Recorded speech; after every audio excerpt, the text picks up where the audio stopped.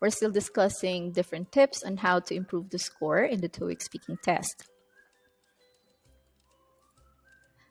Now, remember that the test is designed to provide information about the language ability of speakers across a range of language proficiency levels.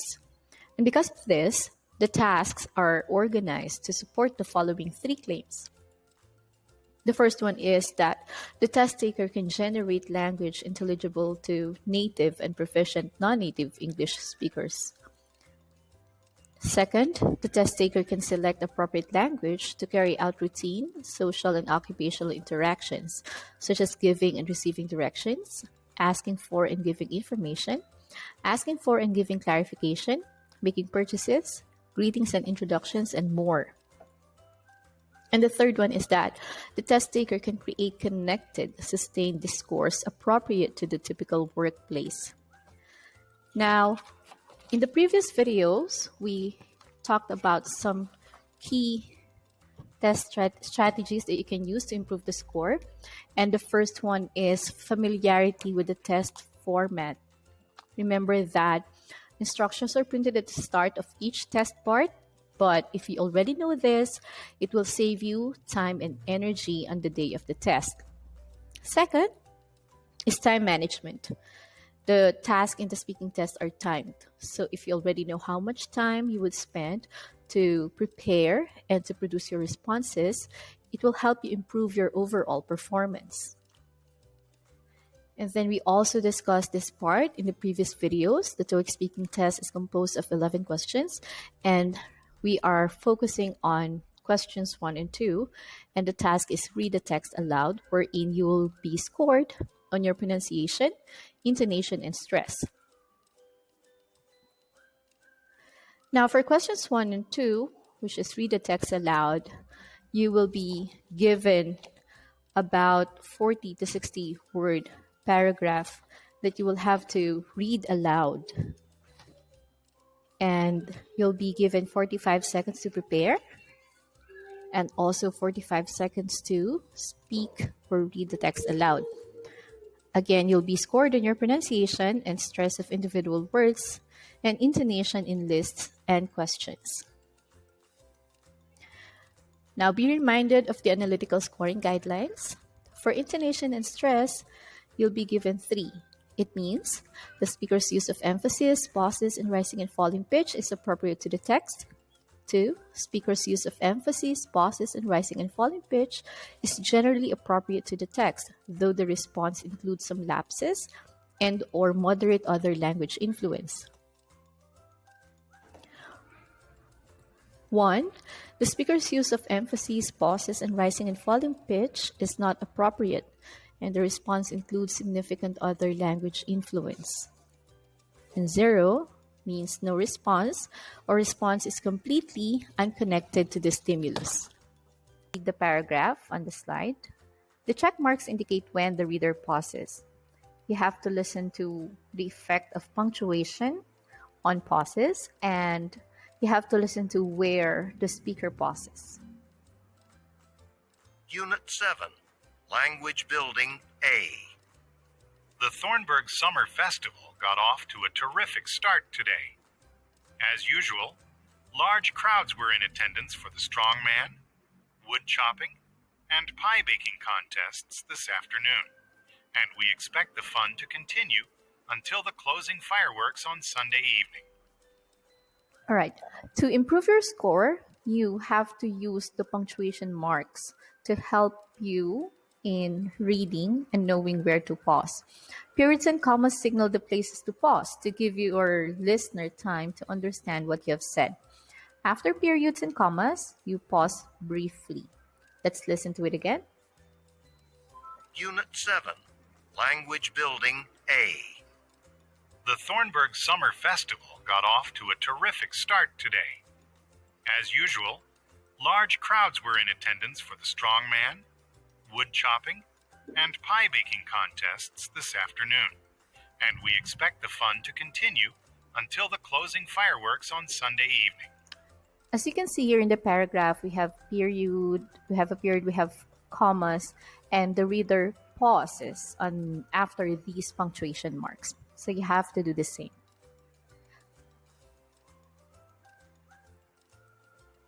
Next, for Focus A, Part B. In this part, you have to learn about thought groups. Complex sentences in spoken English are divided up into shorter chunks, each with a separate idea. These are called thought groups. The last content word, which can be a noun, a verb, an adjective, or an adverb, may be followed by a slight pause. Let's listen to this one. Unit 7, Language Building B. 1, The Thornburg Summer Festival got off to a terrific start today. 2, As usual, 3, large crowds were in attendance for the strong man. 4, Wood chopping. 5, And pie baking contests this afternoon. 6, And we expect the fun to continue.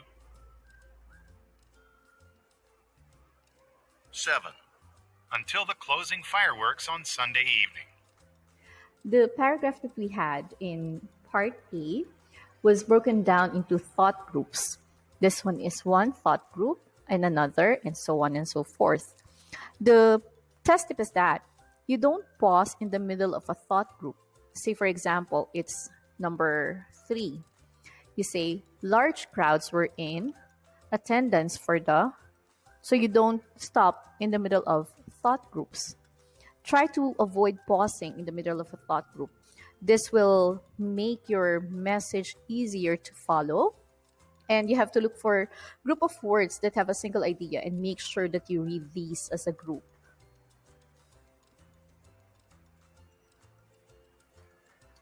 Part C. In each read aloud task, there will be a complex sentence. You have to, let's now read sentences 1 and 2, and then let's divide them into thought groups. Then listen and repeat each sentence.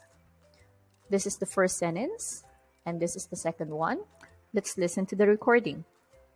Unit 7, Language Building C. 1, We would like to thank Paul for all his hard work over the years and wish him the very best for his retirement.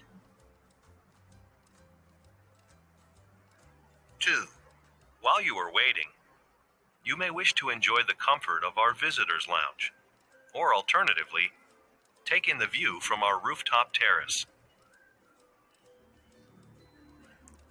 Now to practice, you can listen and repeat each sentence. And if you are my student, you can pull up the file in your Google Classroom and do this activity.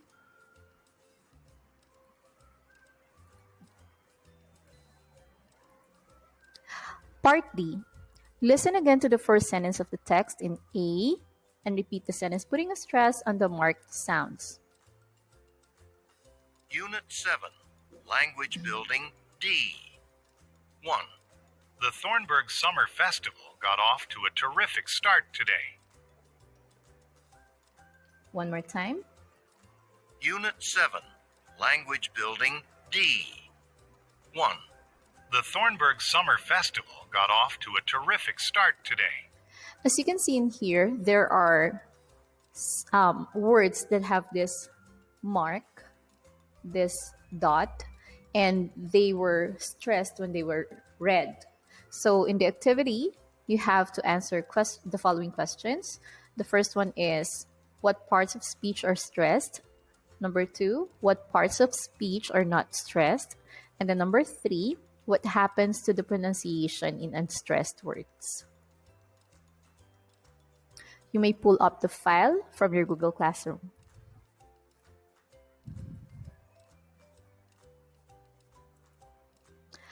Next, Part F. You have to underline the words in the first sentence that you think will be stressed. Then listen to the recording and check your answers. Now you have to do the same with the remaining sentences.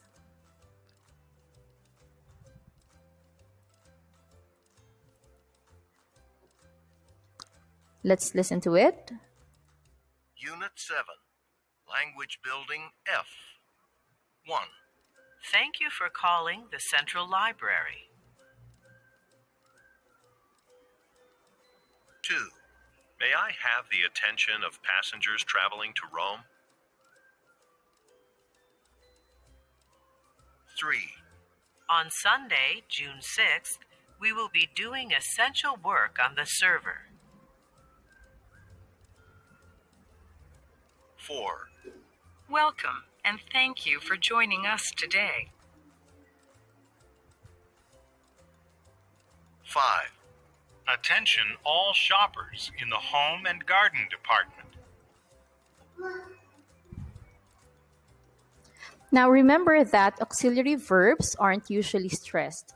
Statements using auxiliary verbs like is, are, can, have, or will, and more, they are usually unstressed. This means that the vowel sound becomes shorter and consonants may change or be dropped. Next, part G. Listen to the words and sentences in 1 to 5. Repeat them aloud. Do the auxiliary words sound the same on their own as they do in a sentence? Let's listen. Unit 7. Language Building G. 1. Could. I could finish the document this evening. 2. Have. Where have they left the files? 3. Can. They can play tennis. 4. Did. Where did you put the key? 5. Are. All of our parts are made in this city. Again, remember that auxiliary verbs aren't usually stressed. Now listen again to the sentences in part G and repeat what you hear.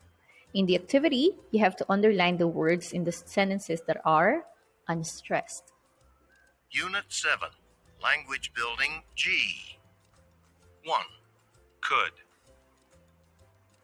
I could finish the document this evening. 2. Have. Where have they left the files? 3. Can. They can play tennis. 4. Did.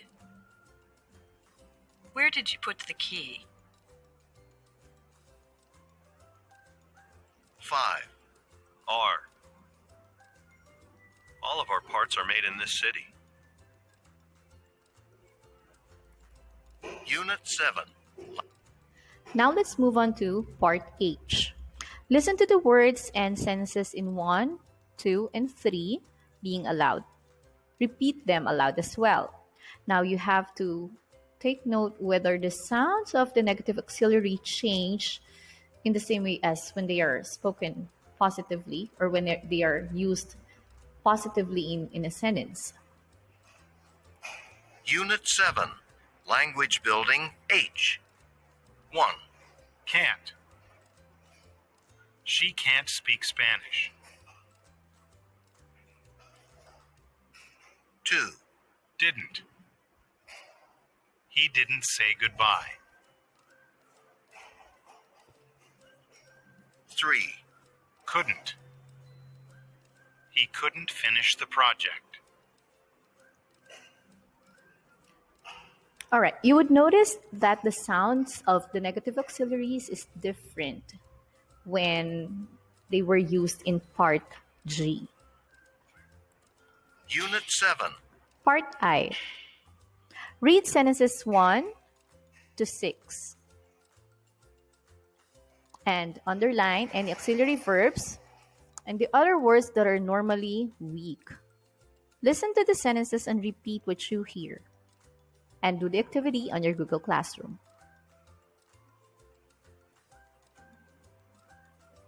Unit 7. Language Building I. 1. The builder couldn't fix the leak in the roof. 2. He thinks the project will be canceled. 3. What did his boss say? 4. Sorry, you can't get a discount on this stereo. 5. The Grand is the most expensive hotel. 6. Ms. Smith didn't leave a forwarding address. This is the end of the third lecture video. The next video would be about intonation with transition.